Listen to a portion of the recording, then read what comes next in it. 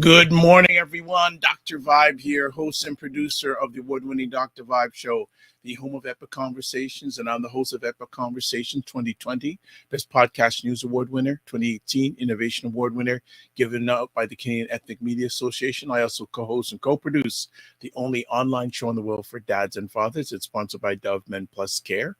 And as always, I like to say you're blessed, highly favored, a magnet for miracles, and a solution for someone's problem. And he has jumped into the room. He is here. Batman is here. Hi, Batman. Right. More like Pokeroo. Pokeroo. What's going on? No, man. Things are good. Good to see you, brother. Right back at you. What's been going on? Those that might have forgotten who I am, my name is Ryan Knight, one of the co-founders of the Afro Caribbean Business Network. We have been supporting entrepreneurs of African and Caribbean heritage for over 5 years. And this last week has just been a flurry of activity. Not sure if you heard that announcement for the Social Finance Fund came out.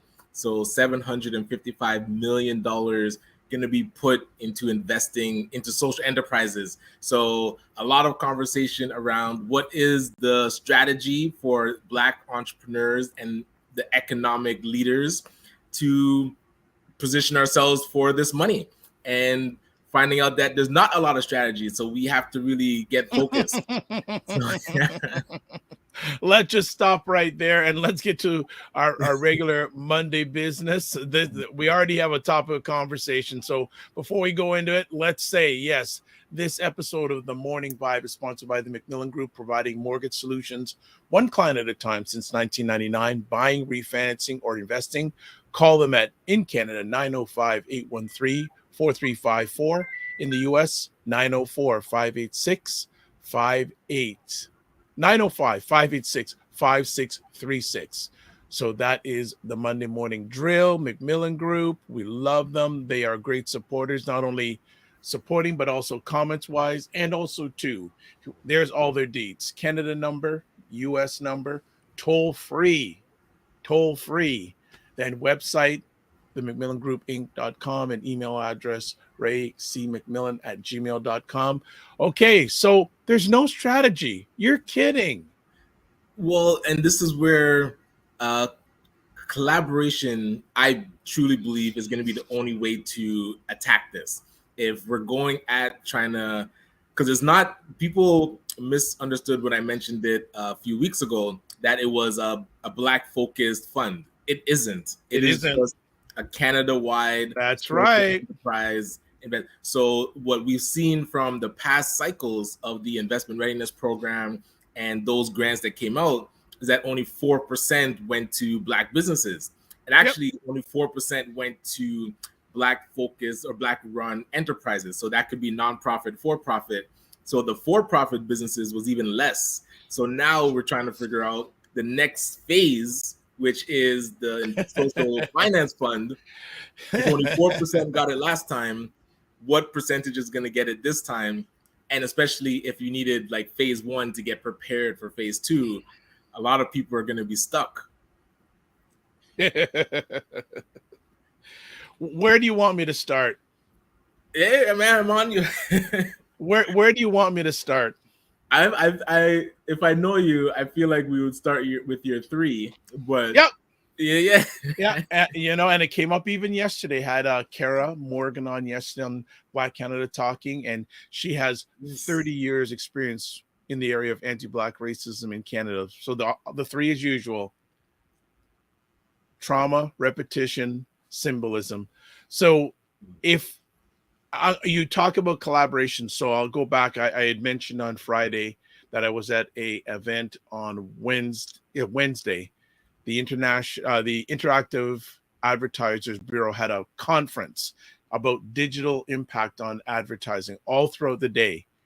And Right. one of the common themes was we've got to collaborate. Like I was in a room with Roger Dundas, BuyBlacks.com, Charles Matthews, CMJ Productions. Yes. And we were one of the few melanated faces in that room. But we went to one session, and there were people like advertising directors from Loblaws, all these big companies. And they were talking that we've got to collaborate to understand this whole digital world.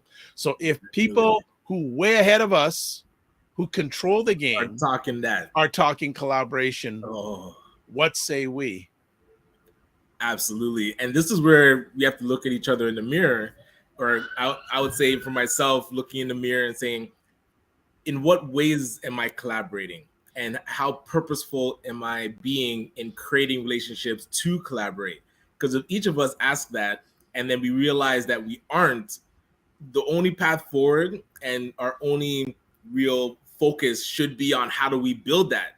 We can't keep on the same path as before, trying to do things in silos and figure out things on our own.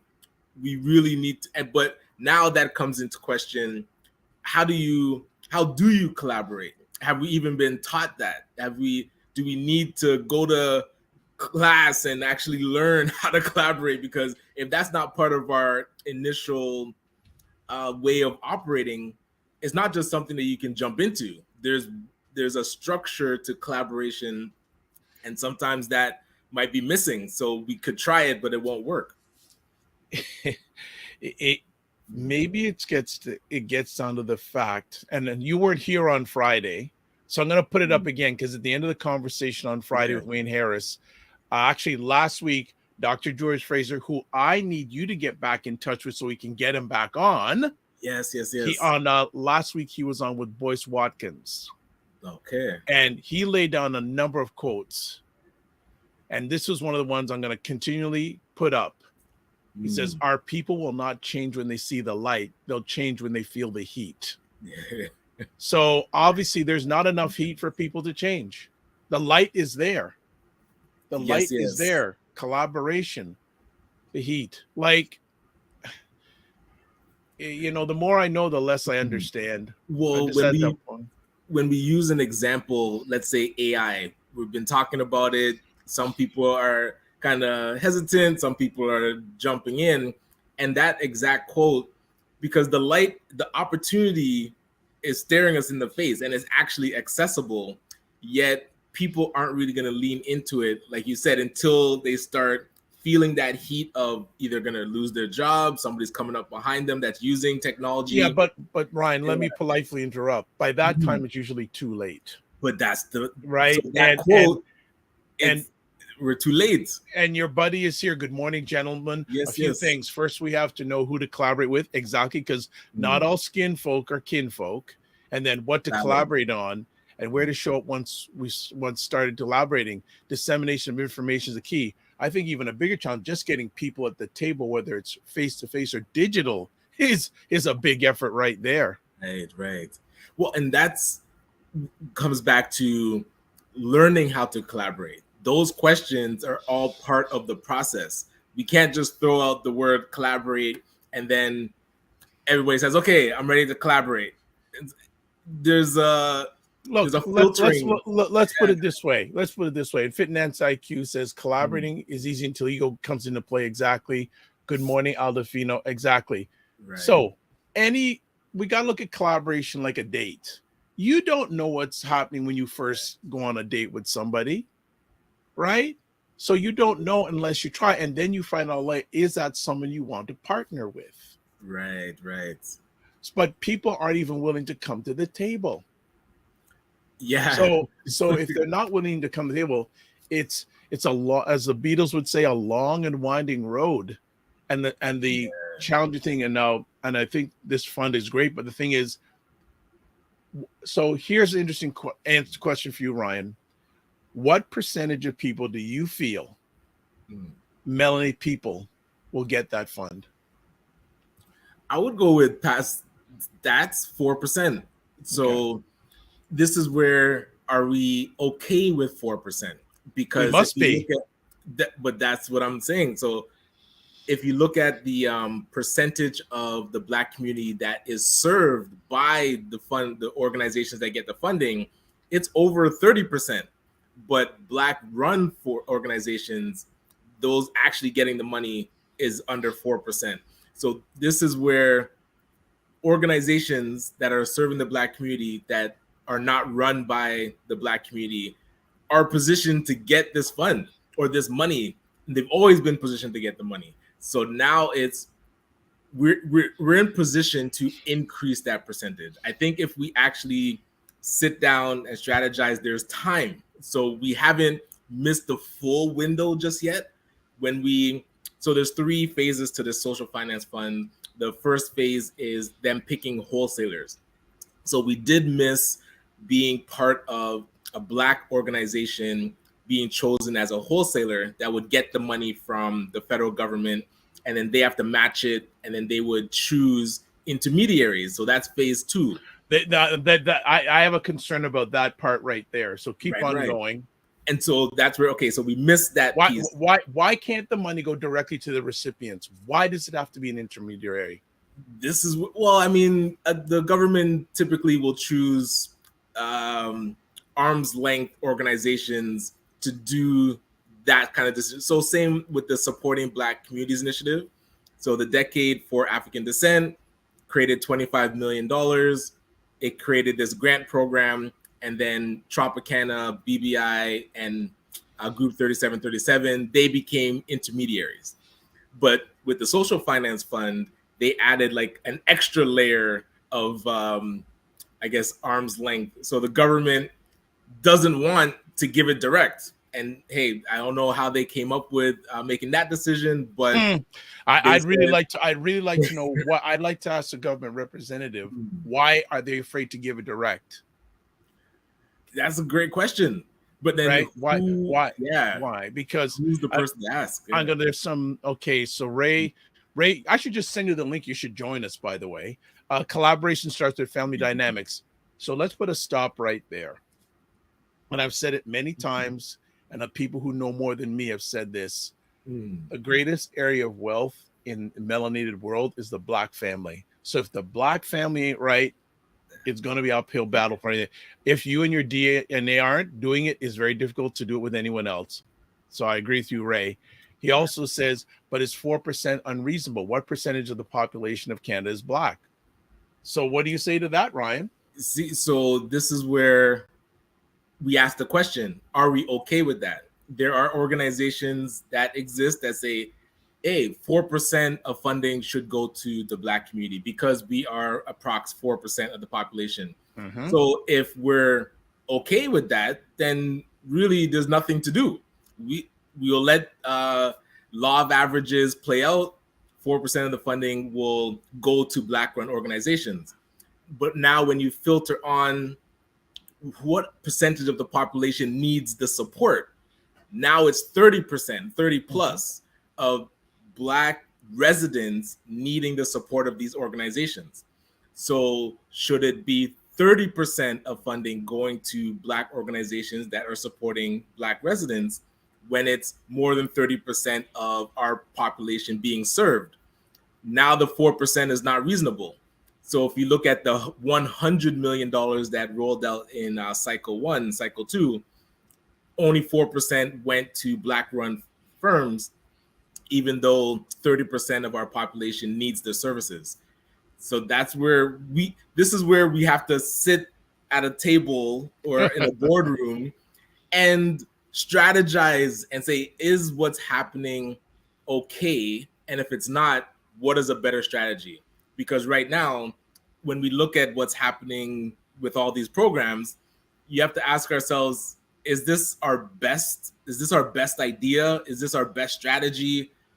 Or could we do better? And hey, if we could do better, we have to start putting it forward. Well, the funding Olympics continue. Go ahead.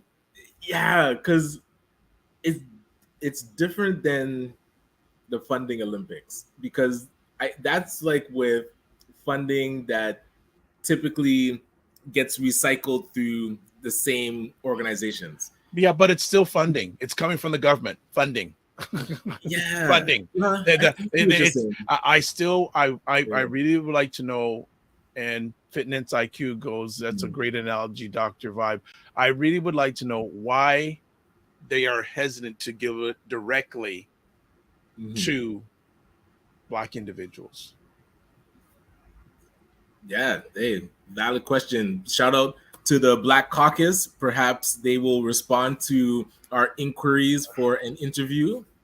So, and Ray says, but how would other ethnicities feel to have a larger sum of funding going to one ethnic group, and how many quote Black unquote jobs are these funds going to create?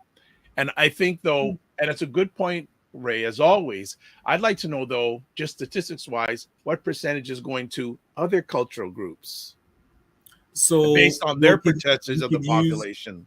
yeah, there's an example of the indigenous group or the indigenous residents.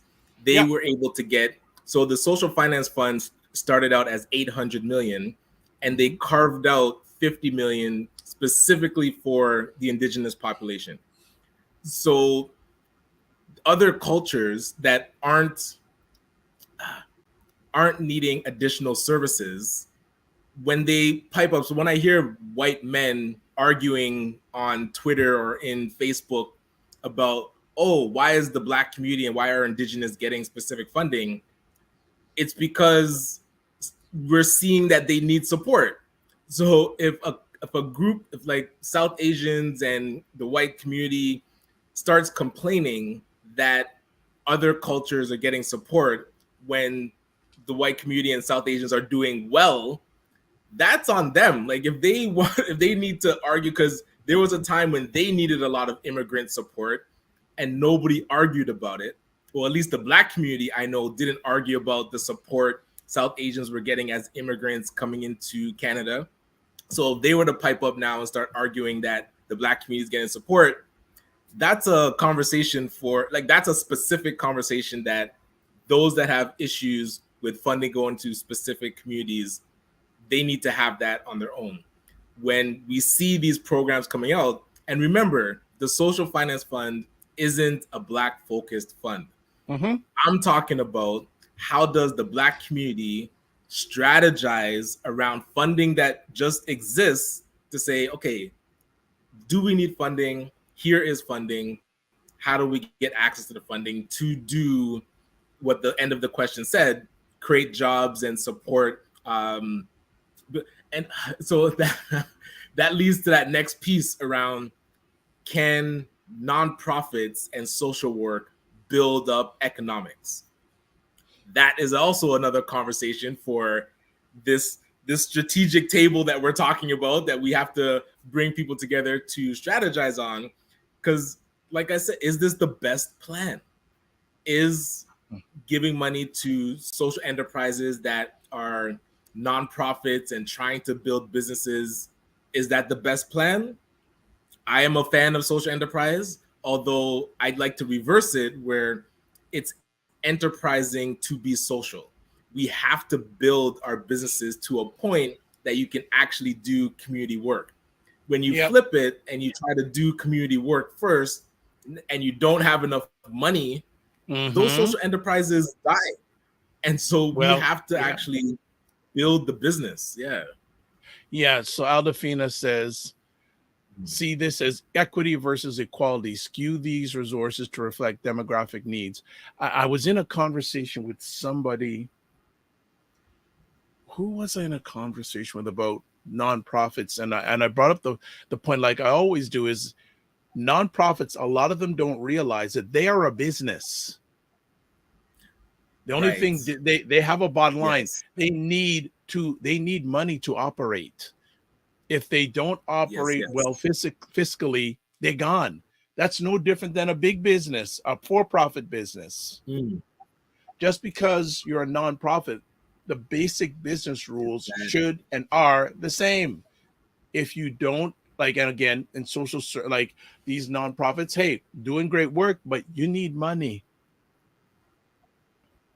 You need money to run. Exactly. You need to pay your staff. You need to pay money, get money to provide the services for the clientele you are helping. If you are not run efficiently, done. You'll start getting the brown envelopes. You know what what I'm saying? So we need to really, again, this whole area of sustainability, it gets back to, and it's same thing we say for profit. You have to have sustainability, you have to have governance, all these things. We have to get out of this mentality, oh, we got some money, let's just go at it. No, there's a right and a wrong way. And if we're not going to get at the table and fend for our own, we got to build our own. If anything, these social enterprises should get money and then take that money and build, so they don't need to rely on the government, or they can leverage, right? Again, Yes, right. It's a lot of nonprofits. This is just me talking. You know, one of the best investments you can have as a nonprofit, a charitable status number. That's also a big conversation for the community, the Black community, talking about how many nonprofits do we have and how many are actual charities, because not many of them become charities. Because legally, you're not a charity if you don't have a charitable status number. Right. Now, maybe I'm wrong there, but to me, once you get your charitable status, it's a whole different ballgame, because then big donors will say, okay, they see you're somewhat legit. Okay. And I won't get into that. Let's get into this right now. Maybe I will. Aldafina says, so true, Dr. Vibe. Nonprofits cannot only rely on philanthropy. They must be for-profit initiatives at a foundation level. Facts. Ray says, it takes capital to do community work, so I'm more inclined to build profit businesses so we can do real community work, which is job creation. Exactly. So I believe for once you and Ray are agreeing. I don't have the answers, but I'm not sold. There we go. And then Fitness IQ says, very true, Ryan. Yeah, I think you should only be looking for a handout for so long. Yes, from the government. Right. And again, it's funny, this is still somewhat the conversations we're having during the pandemic. It's still carrying on. Post-pandemic, we're carrying with the same things. We need to learn. And move forward. Since this seems like behavior that's going before the pandemic, the game has changed. Well, and the big piece that has changed, as you were talking about, nonprofits have to be able to build up and then kind of wean themselves off the funding. So in order to access this social finance fund, remember, these aren't grants, these are investments. So if you're not operating a business that's investable, you're not going to get this money. You're going to get money. There's a preparation window there that needs to be focused on. Money.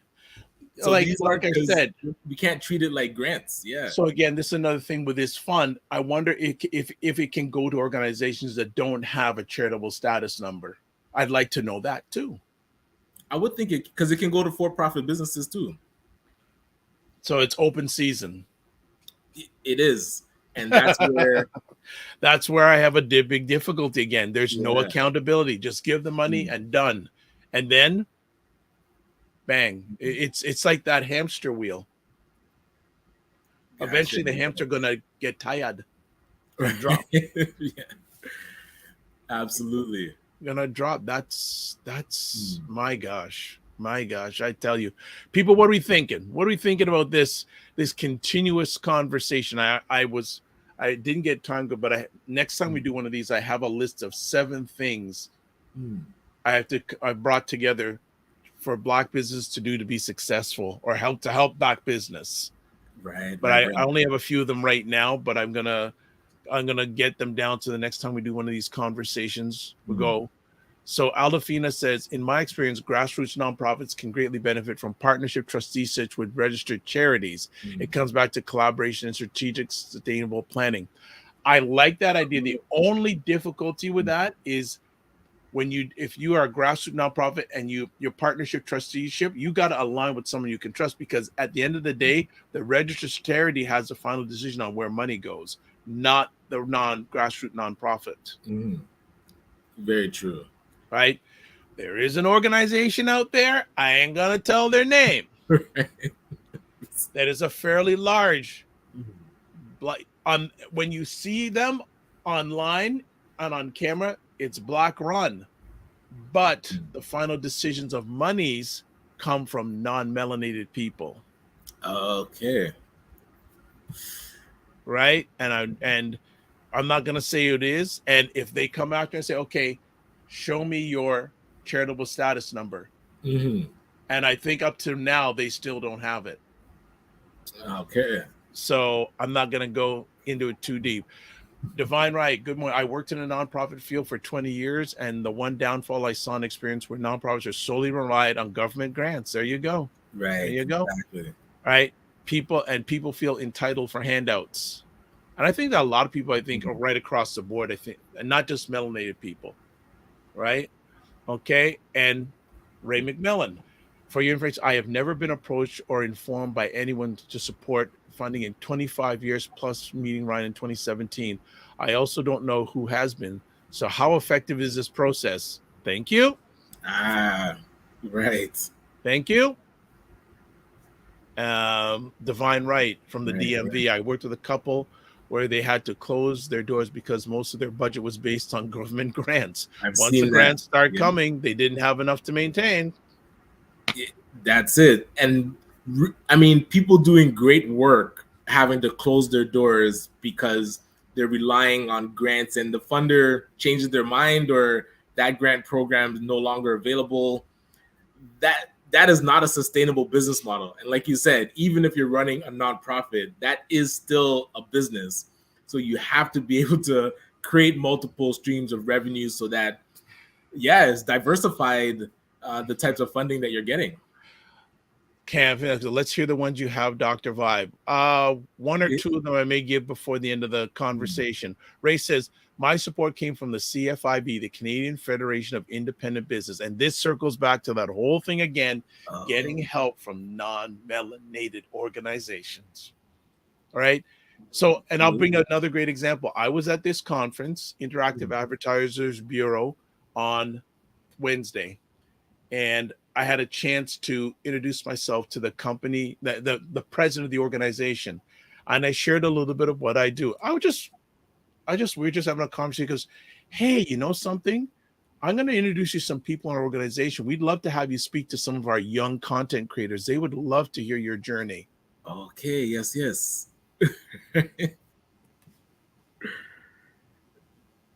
Woman, the lady don't look like me, Right. Don't look like me at all. I wasn't there to pitch myself. I just shared what I did. Exactly. Now, I do say that Shirley from Black Canadian Content Creators is moving in a good direction, because she had a get together last Thursday with various Black content creators, and we'll see what becomes of that. It was the first time I went to anything like that in Canada. Right. Okay. But this lady at the IAB says, and then there was the gentleman who did the presentation. Well, I'll mention, I'm sorry, I'm repeating myself, people here on Friday, but again, the last presentation of the day that we went to on Thursday, it's a gentleman who runs an ad agency. One of his major clients is Kobo Reader. Oh, okay. Yeah. He, in the last 2 months, him and his team devised a marketing campaign for Kobo using AI totally. Okay. So him and I are going back and forth for him to come on the platform.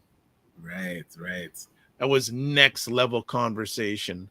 But go ahead, Brian. What I was curious with his. I'm not sure how deep he went into like how they used it, but I've heard other marketing agencies that are totally against. Oh, AI. They are.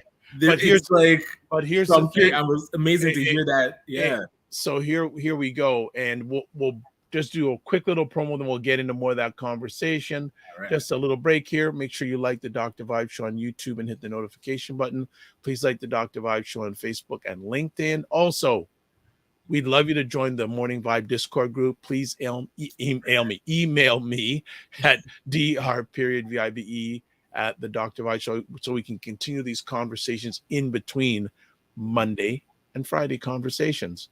So Charles, at the end of his presentation, Charles got the last question in, and he said, "Hey, Devin," and that was the gentleman's name, Devin.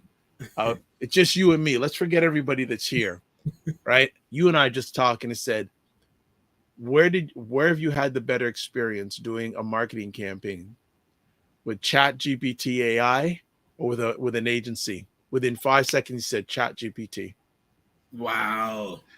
And they said, why? He says, because ChatGPT brings wider voices in. Because a lot of times if you're dealing with an agency, they're just thinking basically linear, their form of thinking. He said he got more value. And within the first 3 weeks, the campaign has just been very impressive, the results they're getting. Whoa. Okay. And so we asked him, so how does your marketing company like this? Oh, they don't. Oh, they don't. So he is like, he leads the Kobo advertising team or the marketing team? His company works with Kobo, so they do campaigns for Kobo. Okay, so they're an agency that has embraced AI and is using it to support one of their clients. Yeah. Wow. Yeah, this man. That's maybe the first I've heard of an that was a game changer. Like I got to follow up with him again, because if I can get him on and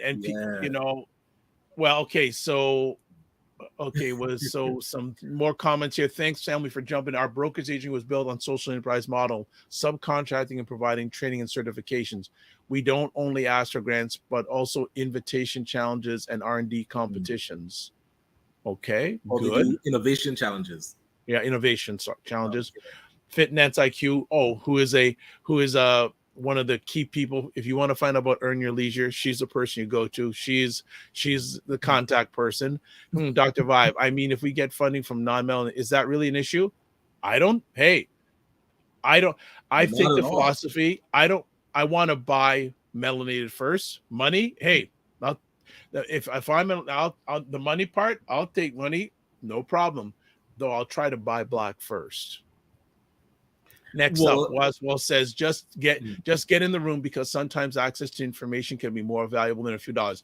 I 100% agree with that comment. And that's why one of the major reasons I go to places, for example, Ryan at that CEO Global event, just getting in that room expanded your thought process, right? Yes. And the funny thing is, Ryan, remember that gentleman from that media corporation? We won't say who it is. All right. Yes. I actually met one of his coworkers on Wednesday. At the advertising thing. Yes. And actually, that person is an associate of Roger Dundas's. Okay. So Damien's saying, why are they against AI? Marketing agencies don't want. They're going to lose work if you can get this devise a campaign through AI. Why do you need a human aspect?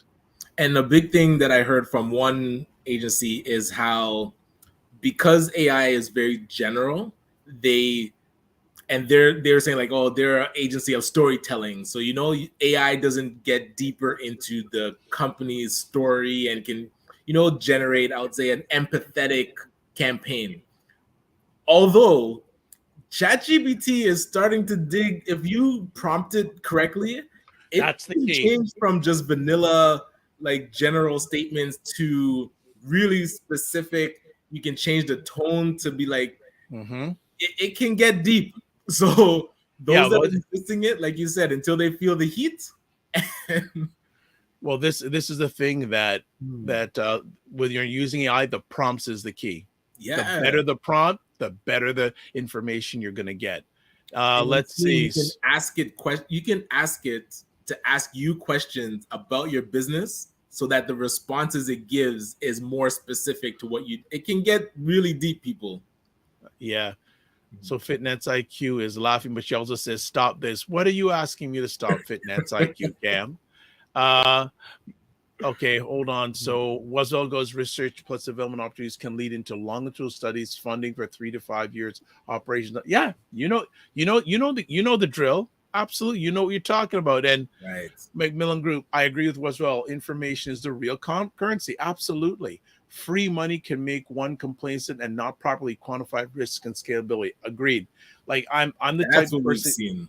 Yeah, for me, it's not so much when I meet people, I don't want what they have. I want what they know. Right. Okay. Oh, and FitNet's IQ. I know you're going to answer, but you're saying I'm not an EYL representative yet. I was gonna say, how come you're not in London? I think their next stop is Yes. London. Yet. But yeah, so this is Yes. this is what's going on, and it's just very interesting where the Black Canadian landscape is really interesting right now because it's real quiet. Well, and this is where now I don't know if we're gonna jump too deep into it, but I was at First Fridays on Friday, and they're doing their Congratulations 29th. on your Durham launch. So Selena Chavanez was there speaking and talked about how this mayoral campaign in Toronto is a real leadership decision for how we want the city to go, because it's going to ripple affect a lot of different cities based on what Toronto does. Like she was saying, if Toronto sneezes, the surrounding regions get a cold kind of thing. Yeah. And so yesterday night, First Fridays, they were leading a meet the candidates session, kind of like a debate. Yeah.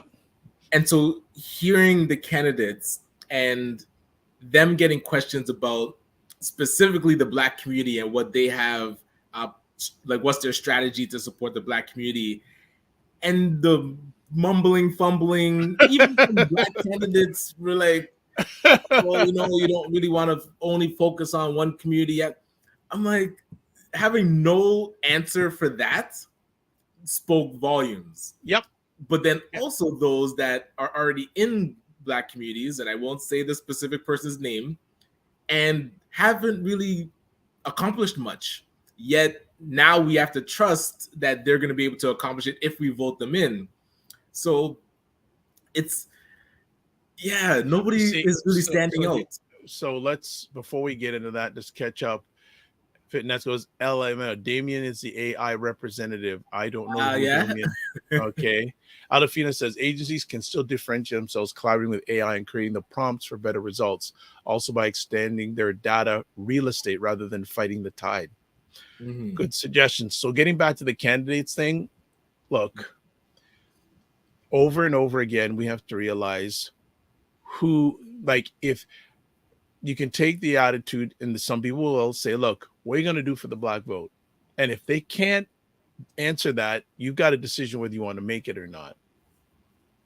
Exactly. And actually, that would have been a more pointed question. Yeah. What are you going to do? Been asked. I'm a Black person. What are you going to do for me if I vote for you? Simple. Let's say it like that. Because, again, quick pro quo. If I do this, because look, I really want to know in this campaign, who are the developers supporting? I have a feeling in this mayoral campaign, they're supporting Mark Saunders. Okay. I saw he's creeping up a little bit in the polls, but if you look at, I saw some of his signs around Toronto over the weekend. Mm-hmm. His signs are blue and white. Okay, he's leaning into the conservative. Yeah, that's Doug. Leverage. Well, that's who Doug Ford wants to win. Well, he definitely doesn't want Olivia Chow to win. No, he don't want that. And neither the developers. They don't want that. Right. They don't want that. So it was just interesting. So, blue and white. I wonder what party that reminds me of. Right. So let's see. So, hey, Sophia Jacob from Ottawa, just jumping in a few months ago, just wondering if anyone attended the UN Permanent Forum for people of African descent in New York, or if there are any thoughts on the decade. No, I did not attend, but Sophia, I did a show a week ago yesterday with Richard Sharp, Cesar, and another representative. Cesar Nadima Musa and the other representative, they went down New York. I caught a small snippet of the presentation in New York. I didn't catch the whole thing, but there's another good conversation piece. The UN Decade for People of African Descent ends next year. 2024. Wow. And so now the permanent forum is looking to extend it or make it permanent? I have no idea. But again, that's another thing that most melanated people in this country, they have no idea. We don't understand this fully. So I'm seeing the LinkedIn posts of people that were there. Yeah. So somebody needs to come on the show to explain. Hold on. A lady that's giving the keynote at your event at the end of this month was down there with a group of her young leaders. And Candace is that is a great person. You know what? We have her booked. Yes, we do. Talked to her. Yes. So she is actually coming on, so that would be a great question to ask her, because if you want to talk about a wealth of knowledge, especially in policy and government relations and international affairs. Yeah. Well, but there's the challenge an organization like that has. Many melanated people are just thinking about day-to-day things, that sort of thing. But he's getting the youth involved though, which I feel like. Yes, but you also have to get the older heads involved and buy into you need the young and the old to get. But the thing is, again, unfortunately, the organization, I think, has had a little of a misstep, communicating what they're doing.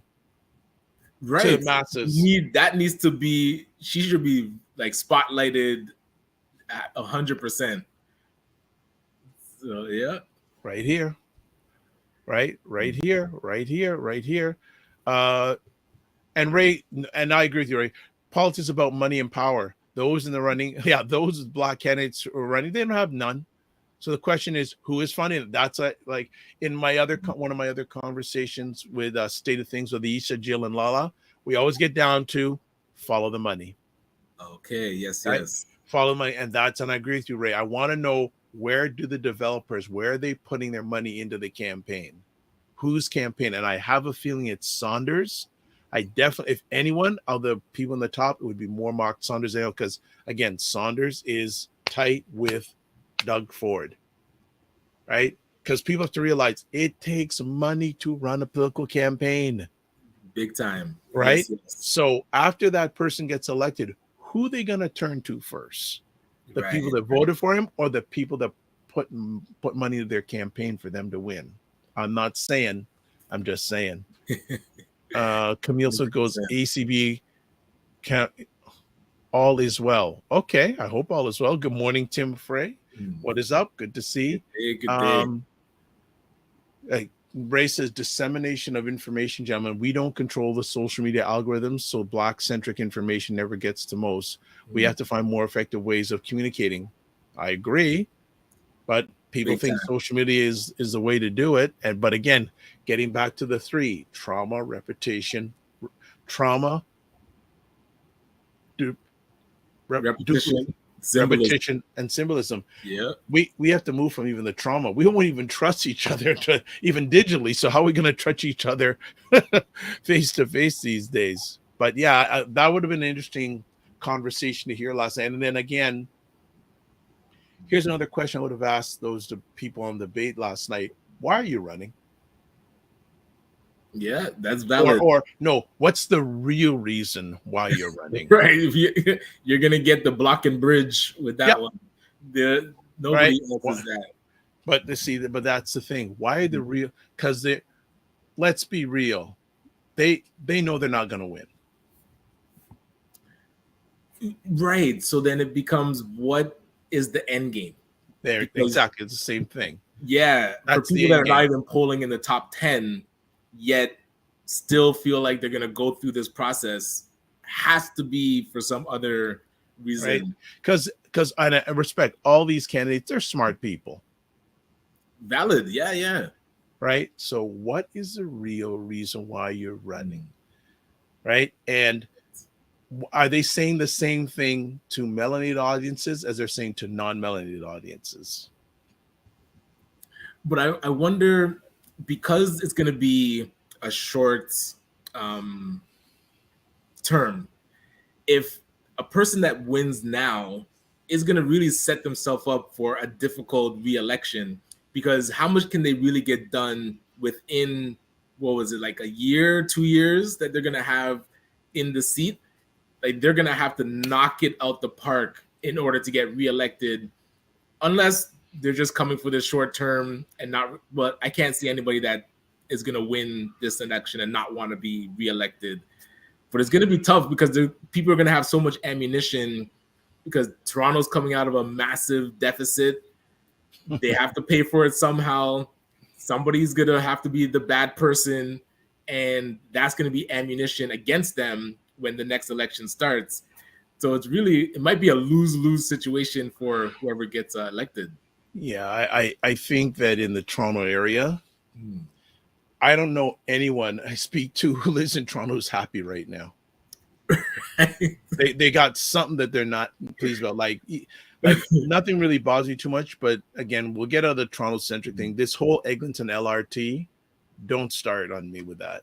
Okay, yes. That is that's a living rail travesty.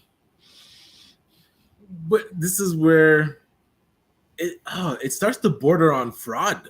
Like, no, it does starts. Hold on, starts. It's so starts. Yeah, it's so disingenuous. When you have someone running a major now, when you have a person who's running a major transportation project, right, way over budget, way over due date, and you ask them, when is this going to get done? Oh, I don't know when. And then they get a raise, right? They're going backwards. Like, our logic is backwards. As my man Freddie Coleman would say, the more I know, the less I understand. 100%. I just don't understand. I just don't understand. But we're speaking that at least this is going to be a very interesting summer, especially for melanated businesses. Correct? From your lens, I would say so. Yeah, I wonder. So, Ryan, you don't have to give names of business, or you don't even have to answer this, but do you know a number of businesses that got loans that it's coming due time? Not due. So most of them, the terms that they did get were like between 3 to 5 years. Okay. So nobody got funding that would be coming due this year, but variable interest rates, it might be inching up again. I'm hearing this morning that they're looking at increasing, and that has put a serious strain, because now loans that were closer to 3.7% are now over 6%. And what? Range up again. So how much? That's the type of increase that we've seen with the loans that are through our program, because it's Prime Plus. So now Prime keeps inching up. Entrepreneurs that haven't structured their business to leverage that loan and make more money, having their payments increase, we need to, I've been calling entrepreneurs and saying, listen, we need a better strategy for you to make more money, because you can't stay status quo. You have to really focus on increasing your sales. Absolutely. Either you got to cut expenses or increase revenue. Yes, right. And that thing's creeping up. And a lot of those businesses are probably service businesses. And what's going down cost-wise in the service industry? Nothing. Ooh, true. Yes. Right. And even for people selling products, everything is inching up. Raw materials. Okay, let's. Yeah. So finance like you, Eglinton RT is the longest relationship I've ever seen. Right. Ray says, don't sleep on the infrastructure of Toronto. Well, once the LRT is finished, and it will finish, when the opportunity to create wealth through real estate will present itself. Figure out your next move. I agree with you, Ray, but I think anything involving real estate around the LRT has already been locked down. And I live close to a street called Shepherd Avenue in Toronto, and there's light rail per transit. There are so many condominiums going along Shepherd Avenue. The game's already been done. It's too late.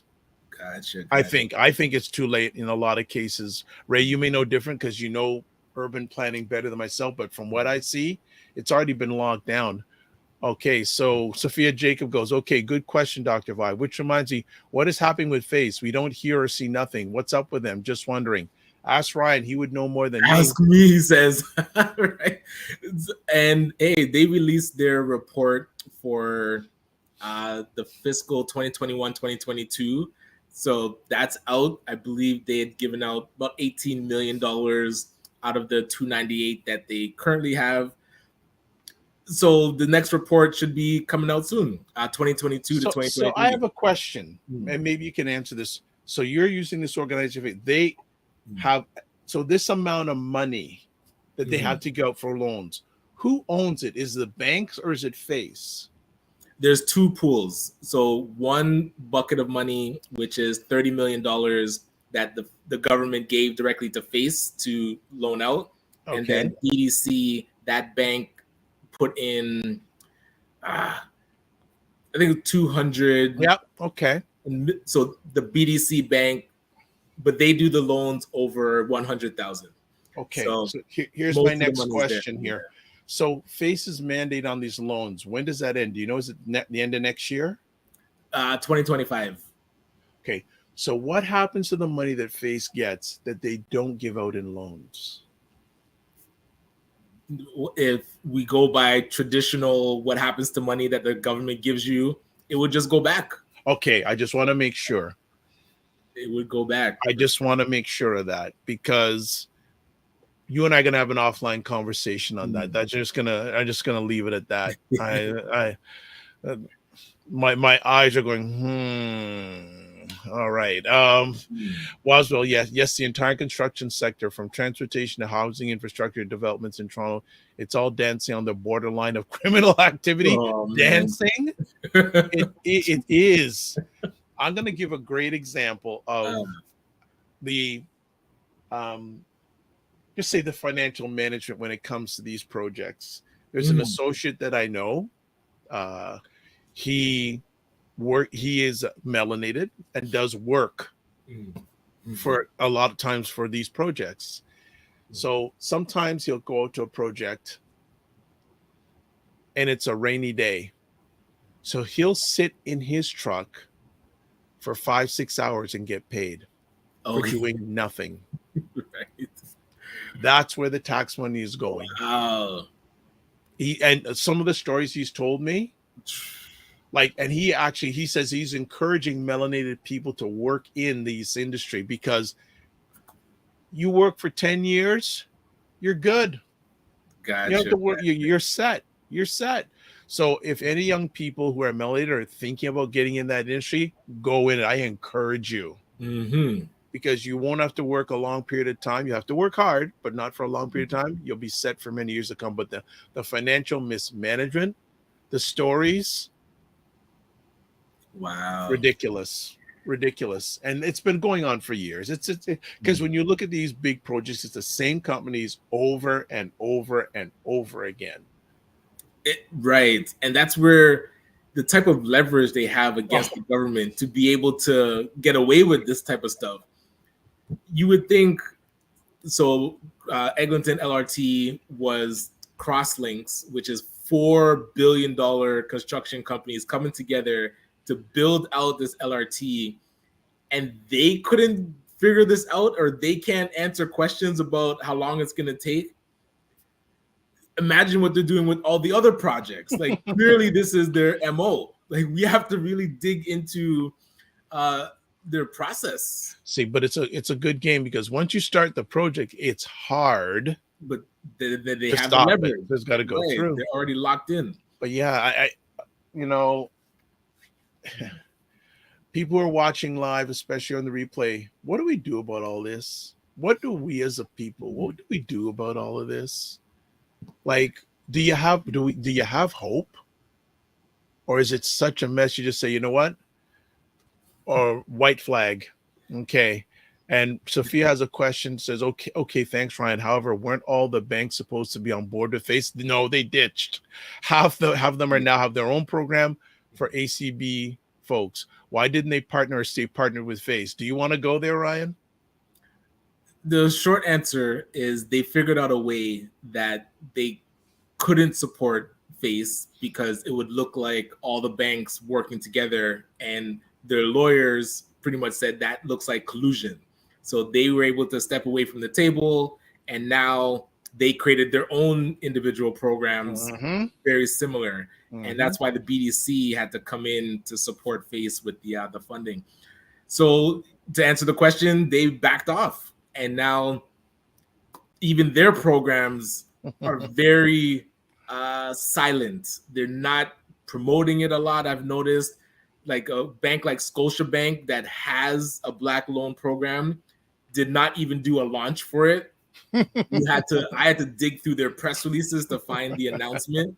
And if you call, I challenge anyone to call a Scotiabank and ask about the Black Entrepreneur Loan Program and see if anybody knows what you're talking about. I've called 5. All 5 of them have no clue what I'm talking about. I did. So CIBC, I would say the process took long, but we did get across the finish line for a few entrepreneurs.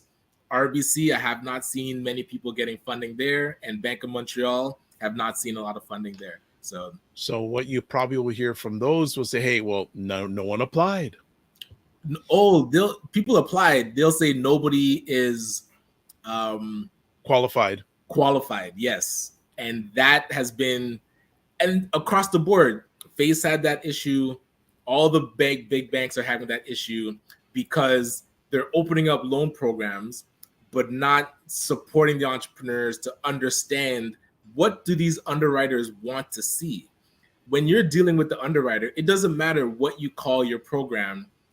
They only look at risk. And so if we're coming to the table and we already have increased perceived risk, which is difficult to deal with, and then the business plan or the cash flow projections are incorrect in any which way an underwriter wants to pick at it, they'll decline it and feel no way about it. So these banks need to take their underwriter out of that ivory tower that they sit in, and the faceless person that you never get to meet.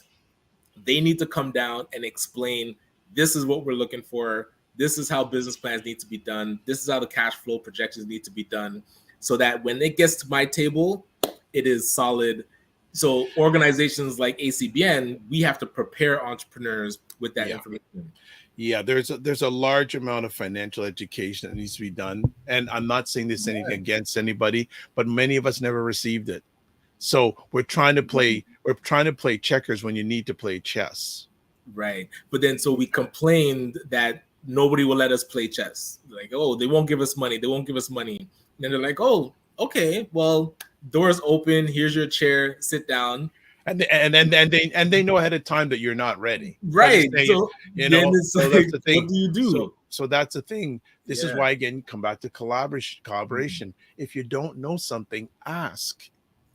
Like, I don't know. You don't go into the field. Don't go into fields where you're gonna get boom boom. Go prepared. So let's see. So racist construction and trades are major economic drivers. I know that, absolutely. We have to get involved. The ability to create wealth is unlimited and still help our quote community unquote. That's Ryan's word. I'd say neighborhoods. No merit, no money, no charity. Sophia, great conversation, because always, Sophia, we don't see enough of you, but I know you got things to do. Are Black folk even taking a cause on taking a loan with the banks? And then people are attempting. I've seen Black folk, but Black folks don't want debt, period. You know what? But that's outside. Yeah. What are you thinking? I just say a number of people's spending habits. I would disagree with that. Because they spend on things that is depreciating assets. So they don't realize. Yeah. If Wayne Harris was here, I'd love to ask him about that statement. Because if you look at majority of households, they have credit cards, they have a car, and they have a house. So it's not about us not wanting debt. It's about us understanding how to leverage good debt. Because when you take on a business loan and you help that to increase your sales and be able to use the increased sales to pay off the loan, then your business is amplifying and growing exponentially. If you take a business loan because you're trying to cover your past credit card debts and pay your rent, Wrong. that is why we don't like debt, because we're always spiraling downwards. We have to figure out how to, one, sustain what we're doing so that the money we bring in can actually be leveraged to grow our businesses. Then you'd want to take on as much debt as possible because you're always just growing the business. This is why we have individuals like Wayne Harris and Ray McMillan on every month. Simple. And Ray has a comment. I'm going to get to it, but also Alifin says the big banks are still racist. No surprise. Well, they're controlling the game. I wouldn't say it's racist. They it's their game, right? They print the money. Ryan, there are enough competent financial professionals in the, again, quote, community, unquote. I love how you put that in quotes, Ray, because you know I'm not that's not my word, that's Ryan's word, to prepare borrowers on how to approach lenders. We have to use our resources. Decline should be minimal. Yeah, I agree. But again, people are either don't want to ask questions, they don't have pride, etc. And Ray puts out again, debt is necessary to create wealth. We have to change that approach and understand the relationship between debt and wealth. The statement is the root of our, quote, our demise, unquote. And so, perfect example I brought up before, I'll bring it up again. Everyone knows who Elon Musk is, right? What social media platform did he buy last year? Which one, Ryan? Yep, Twitter. Okay. Yep. Did Elon Musk use all his money to buy Twitter? I'm curious if he used any of it. There you go. A lot of it was the majority of that money was from other sources, leveraged. And so, to what Ray was saying, this is why the programs rolled out and were rocky at the start. There's enough financial professionals to support the businesses that need the information, but they need to be paid. So if you roll out a loan program and you don't create a mechanism for these professionals to sit down with entrepreneurs to get them prepared, you just open up the applications and entrepreneurs that are unprepared are applying instead of talking with that financial professional first and then getting ready and then applying. That would have reduced the declines. Instead, we did it in reverse. So that's why we're seeing all these declines. I help entrepreneurs. It's one of the things I do. And I had a conversation with an entrepreneur about 3 months ago. And I said, and I had to be honest, says, I don't think you should go and start a business. You're not ready. And we have to be honest with that. Exactly. We got to stop looking at the numbers at the end and say, look, I don't think from my lens, I says you shouldn't go into business.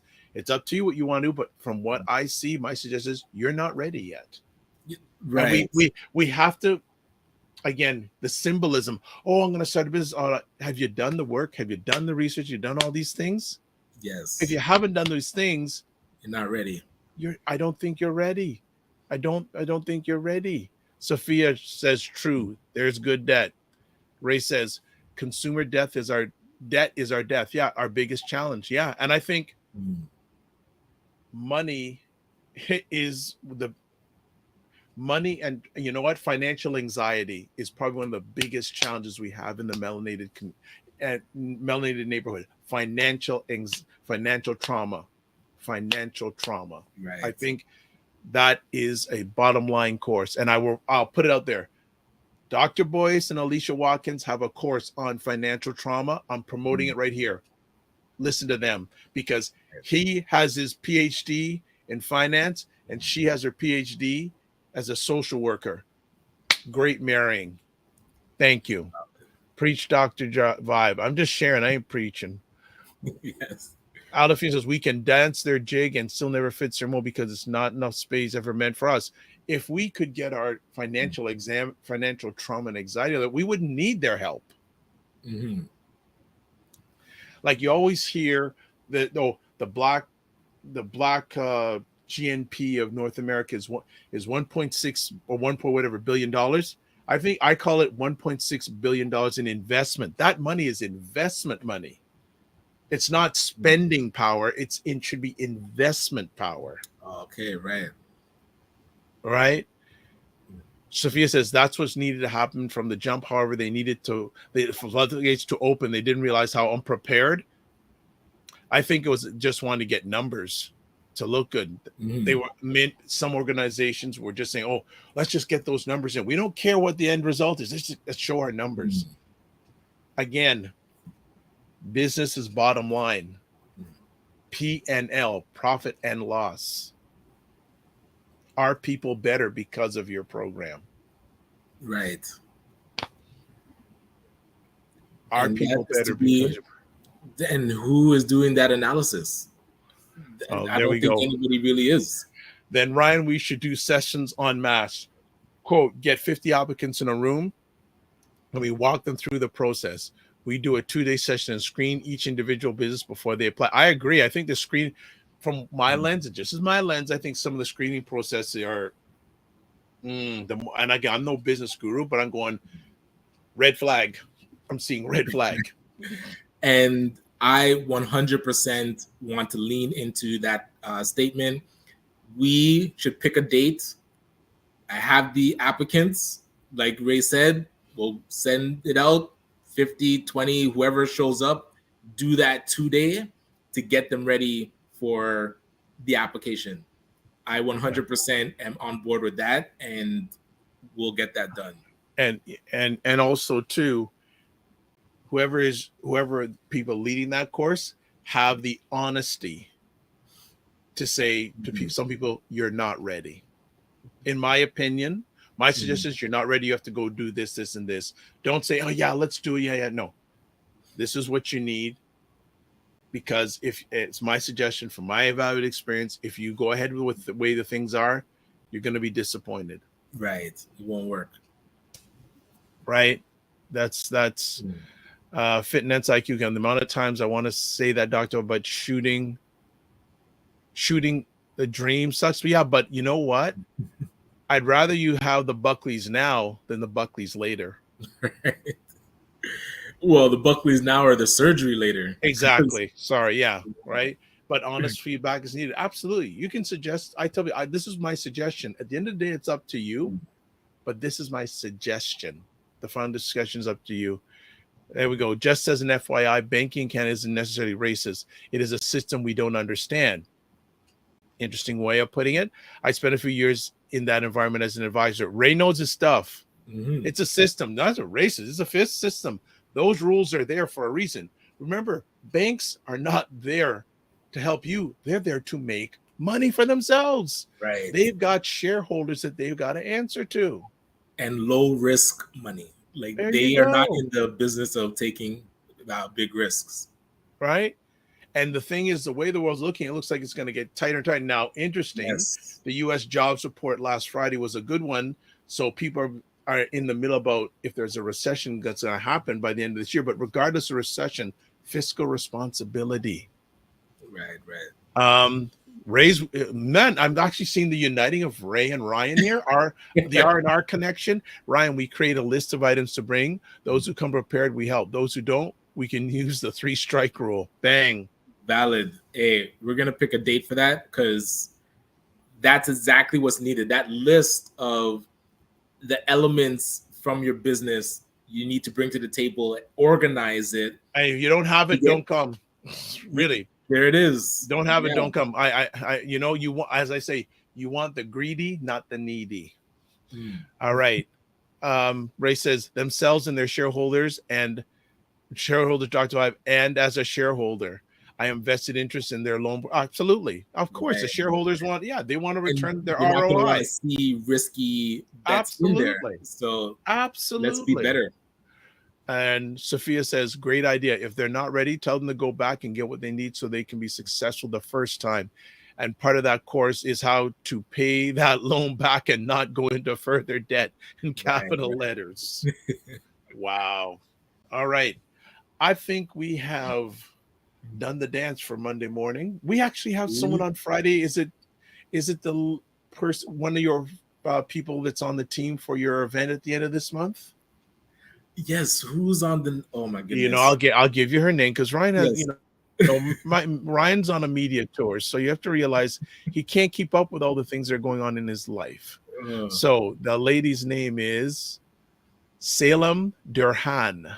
Yes. So, and I always say it wrong. It might be Salem or Salem. Salem. I think it's probably Salem. Yes, Salem. Yes. Durhan. So she is an entrepreneur in Windsor that's been supporting us with putting together the conference and kind of boots on the ground, but has a wonderful story and wanted to just learn more about kind of her journey. So we invited her to come on and talk about her entrepreneurship journey and the community work that she does as well. Well done. So thank you everyone for making Monday marvelous, Monday morning, especially here in the, I guess, GTA Ontario. It's a little cooler out there. You know what? I heard a very interesting description about the weather today, about smoky, sunny, smoky.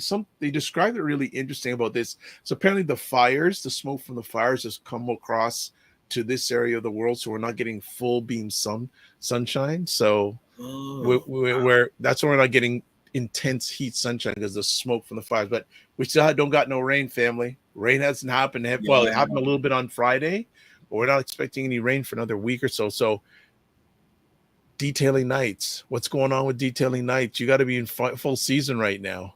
That's it. But hey, making sure we're drinking our water and wearing our hats, because it's definitely been hot.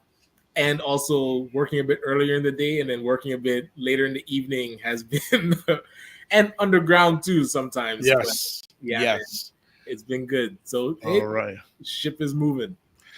Fitness IQ, yes, Shaman, I like your points. Absolutely. And well, Camille, that's something that we're going to invite you to. So putting together our suite of, but she's way above us now, man. Sometimes you have to come back to the common. Yeah, she has to come back to us commoners. Yes, she has to come back. But no, I'd love to be involved in that session, whether it's facilitating or whatever. I'd love to be involved in that, because I want people who are hungry. Yes, right. Yes. The anger. No time being the anger. Let's look at solutions. How can we move forward? Think about today and forward, not the past. We can't, learn from it, but let's think about today and moving forward in regards to these things. Like I said, if people that are ahead of us are saying collaboration and they have more control over things than us, right? What we do, what I guess you're calling. Yes, she's called. See, Fitness is calling you Mr. Celebrity. This is so right. Good. Yes, it's just a celebrity. Well, this is so good. Well, thank you today. I'm working on it. There you go. See, he's working on that. You see that? He's working on that. So everybody, thanks very much for hanging out with us today. As I said, we got a new friend coming up on Friday. Actually, next Monday, let me just look at the calendar. I know we have somebody. Actually, we have Dr. Tachi next Monday. Amazing. And she's getting and her network launches, the soft launches on the 19th, which is 2 weeks from today. So she'll be able to tell everyone where everyone can go to support that. You'll see some of our conversations. Actually, we were chatting offline. There's a potential of our replays being on twice a week on their network. Okay. Twice a week, which is going to be great. And Fitness, go speak for yourself. Oh, she was in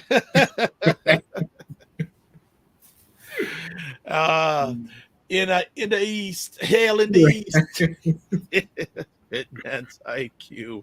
We love it. All right. So you can watch replays. It's been shown at the bottom, the morning vibe, but you can watch replays at YouTube and Facebook, and clips periodically on Instagram, Afro Caribbean Business Network, Facebook and YouTube Network on Facebook and YouTube.